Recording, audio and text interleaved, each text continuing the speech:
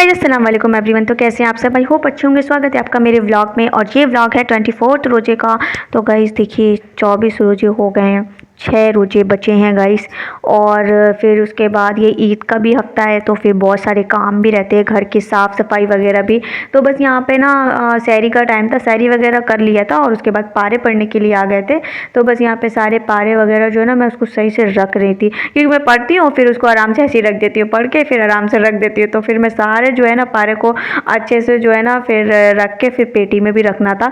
तो एक तो हो गई थी, तो दूसरी मैं पढ़ रही हूँ। तो दूसरा मैं जो है ना बड़ा आराम आराम से पढ़ रही हूँ। सुबह बस 2 पढ़ लेती हूँ और उसके बाद जो है ना दिन में टाइम ही नहीं मिलता है। दिन में बहुत सारे काम रहते हैं, घर के साफ़ सफाई वगैरह भी रहती है, फिर वो सब भी करना रहता है और भी फिर अपना काम रहता है, फिर वो करना है। तो बस यहाँ पे मैं अपने पारे पढ़ते हुए और अप्पी पढ़ चुकी थी, तो फिर फजर का टाइम हो गया था, फिर फजर की नमाज़ पढ़े। तो एक पारा पढ़ने के बाद फिर मैं फजर की नमाज़ पढ़ती हूँ और उसके बाद फिर एक पारा पढ़ती हूँ। तो आराम से जो है क्या कहते हैं मेरे हो जाते हैं 2।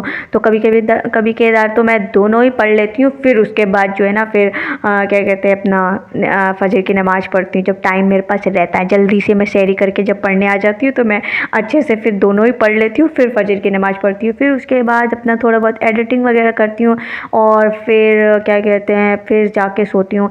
और आज तो मुझे बहुत ज़्यादा नींद लग रही थी, पता नहीं क्यों ऐसा होता है ना, कभी कभार बहुत ज़्यादा नींद लगती है। फिर मैं 8 साढ़े 8 बजे भी मैं सोने के लिए मैंने कहा चलो भाई सो जाते हैं। फिर नींद मतलब अजीब सी नींद आ रही थी, टूट जा रही थी, पता ही नहीं क्या ही हो रहा था।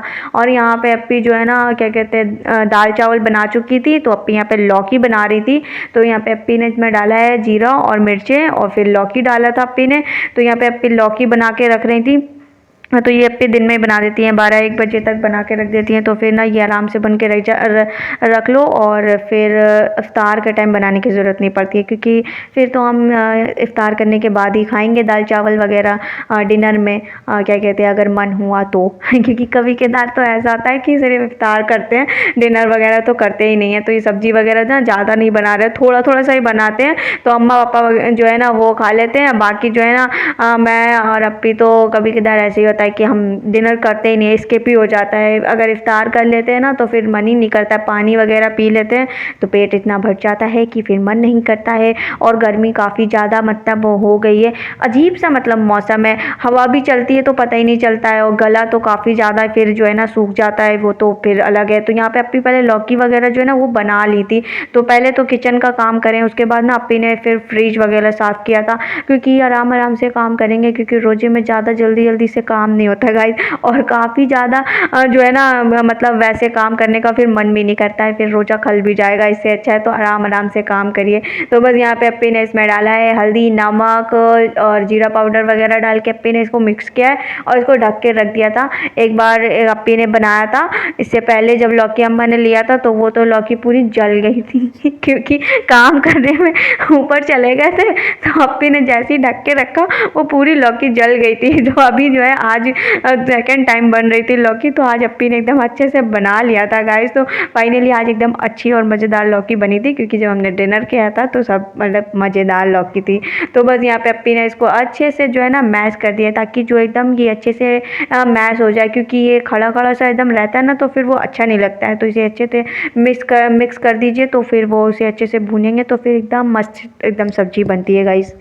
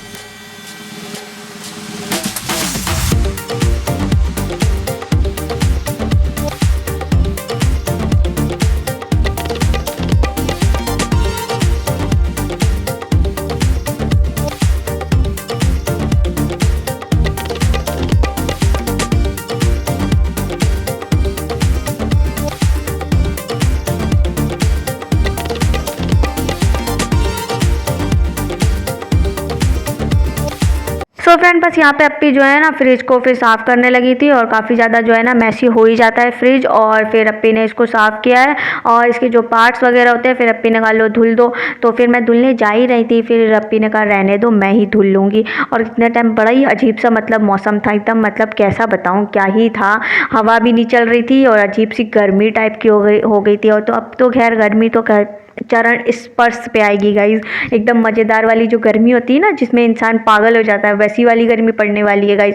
और एकदम वैसी वाली पड़ने भी लगी है। शाम के टाइम तो इतनी गर्मी लग रही थी कि क्या ही मैं बताऊं। तो बस यहाँ पे अप्पी ने एकदम अच्छे से घिस घिस के इसकी सफाई की थी, एकदम चमक गया था हमारा फ्रिज। और फिर उसके बाद अप्पी ने इसके जो अंदर के पार्ट्स वगैरह होते हैं फिर उसको वॉश किया है, फिर उसको सेट किया है। फिर बता यहाँ पे बहुत ज़्यादा गंदा हो गया था, फिर उसके बाद क्लीनिंग किया है, झाड़ू पोछा वगैरह फिर मैंने किया है। तो बस आराम आराम से काम करिए गाइज, ज़्यादा जल्दी में काम करने की ज़रूरत नहीं है वरना फिर रोज़ आपको लग जाएगा। तो फिर इससे बेहतर है कि आप आराम से काम करिए, थोड़ा थोड़ा काम करिए, रोज़ करिए और सफाई भी हो जाएगी आपकी और ईद की तैयारी भी हो जाएगी। क्योंकि ईद की तैयारी ऐसे नहीं होती है कि आप आराम से जो है ना सिर्फ क्या कहते हैं रोज़े रख रहे हैं और फिर उसके बाद ईद मनानी है, ऐसे नहीं होती है भाई। पहले तो घर की साफ़ सफाई करिए, पहले तो घर को अच्छे से क्लीन करिए, बिना सफाई के फिर कोई काम नहीं होती है। तो पहले तो अच्छे से सफाई करनी होती है गाइस, फिर अब जैसे घर क्लीन हो जाता है फिर ईद हो फिर जितने भी फेस्टिवल हो फिर आराम से जो है फिर मनाया जाता है।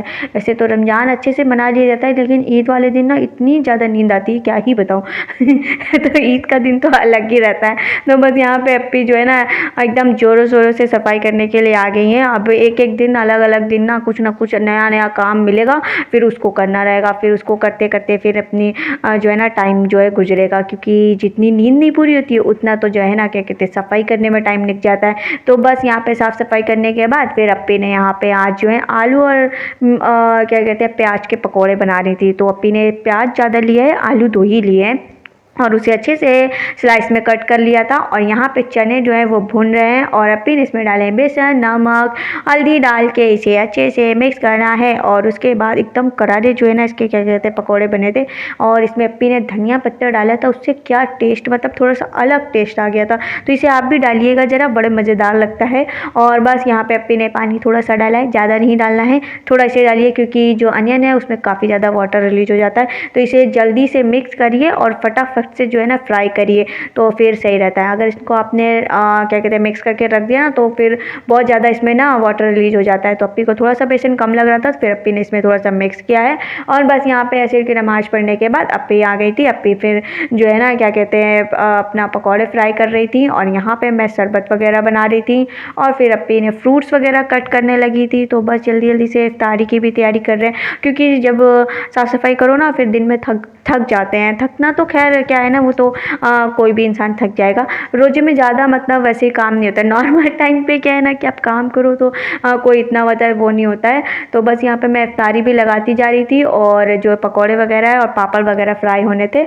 और भैया बताए अपना कुछ क्या कहते हैं हाँ पारा पढ़ के आए थे और फिर भैया ऊपर छत पे जा रहे थे। तो मैं छत की साफ़ सफाई करके आ गई थी और उसके बाद जो है यहाँ पे पकौड़े वगैरह फ्राई हो रहे थे। सो बस यहाँ पे पकौड़े वगैरह फ्राई करके फिर अपना इफ्तार लगाया है और फिर इफ्तारी का भी टाइम हो गया था, अजान होने ही वाली थी। मतलब अभी थोड़ा सा 10 मिनट बाकी था, फिर अपना इफ्तार भी लगा लिया था। तो बस यही है कि काफ़ी ज़्यादा जो है ना अब बिज़ी सा टाइम चल जाता है, क्या ही करूँ। और फिर काम सिर्फ अप्पी और मुझे ही करना पड़ रहा है क्योंकि जो काम पहले अम्मा कर लेती थी अभी तो अम्मा नहीं कर रही है। तो बस यही था मेरा व्लॉग, मिलते हैं नेक्स्ट व्लॉग में, तब तक के लिए अपना ख्याल रखिए, दुआ में याद रखिए, बाय।